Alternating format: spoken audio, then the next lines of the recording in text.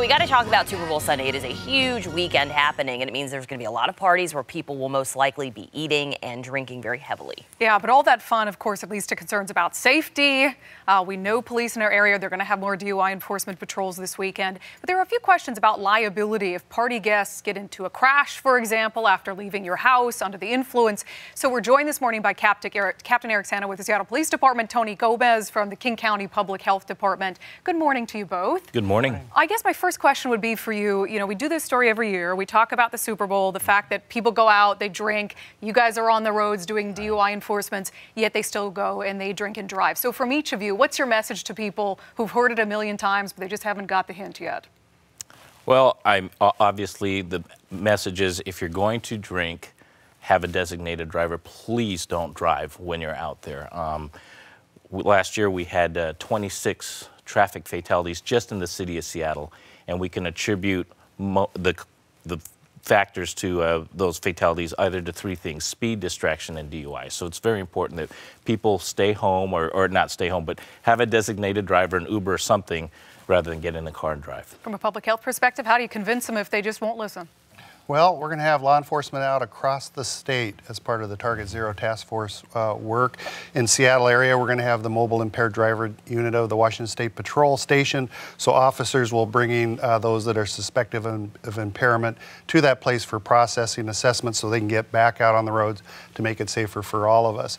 Part of our concern for emergency medical service, even the medical examiner and victims groups, is that we've been seeing an increasing trend in traffic deaths, and we were on a nice downward trend. We were headed towards Target Zero, and now that trend is heading up.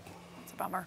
Okay, so Captain Santa, talk to us a little bit. Obviously, the work that you do, spotting DUIs, is not an easy task. It's not just about swerving cars. What are the other things that you're looking for that you can share with us? So we have a lot of, we have a DUI squad, which is part of our section, and they're specially trained officers. They're trained in recognizing even the most minute details, and it can be a combination of things. Yes, swerving is one of the most common things that people see, but just things like lane straddling, driving without your headlights on, erratic braking, speed changes. There's a few other things. I mean, I could say it, but then I don't want people to try and... Absolutely. But yeah, it's just a number of factors that they're trained to look for, and then once they see what they suspect to be a DUI driver, they'll pull them over for the infraction, and then perform what we call field sobriety tests. Yeah, I think the takeaway there for people is that if they think they're one of those good drunk drivers where they can keep in between the lines, there are so many other things that these officers are trained to look for. Question for whichever of you could answer. If I have a Super Bowl party and my friend comes over and gets way too drunk and I let them leave and they drive and get in a crash, can I get in trouble for that?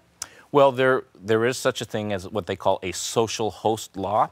It's not really a law per se, but there's certainly some civil liability there. We haven't really pursued a lot of the cases criminally, although I know through talking with my counterparts at the Washington State Liquor and Cannabis Board that when it comes to minors, and specifically if you provide a minor alcohol or marijuana and they go out and get into a collision, the host can be liable. Most of our bars and restaurants here in the city of Seattle are well trained in that, and so they're very careful not to overserve because they do know that they can potentially be sued civilly. Yeah. Right. And just for clarity here, so if people are if you have like BYOB, if people are bringing their own stuff to your house, what does that liability change at all?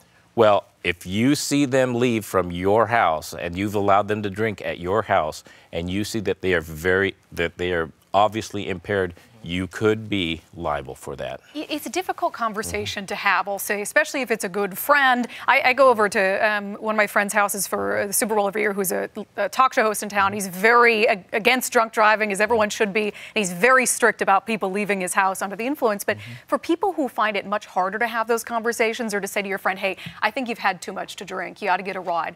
Do you guys have any advice about how they can maybe have that conversation to potentially save a life? Yeah, when you're hosting a party, you kind of have that moral responsibility to make sure your guests and the population, the community is going to be safe. So you might need to take it up a level by saying, hey, I'm going to call you a ride share. I'm going to call you a cab, or you're going to stay here at my house tonight. till you sober up or enough the next morning to get home. And an important consideration too is with marijuana being legal in Washington State, a lot of folks think, okay, I'll have a few less drinks, but I'll consume some marijuana.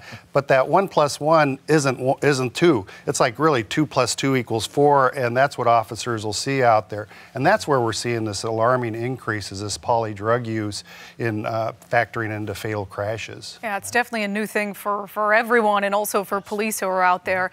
Tony Gomez with King County Public Health, Captain Eric Santa with the Seattle Police Department. We appreciate your time, and I think the big takeaway is you guys are going to be out there. We will so be. If people aren't heeding the advice that we're giving them this morning and they're out on the roads, you guys are going to snatch them up, and hopefully before they seriously injure themselves or something. Yes. Right. Correct. So everybody, we want you to have fun, but we want you to be safe as well. So if you want to arm yourself with a little bit more information, go ahead and visit wadrive20.com for King County Traffic Safety website. They've got some information there to you as well.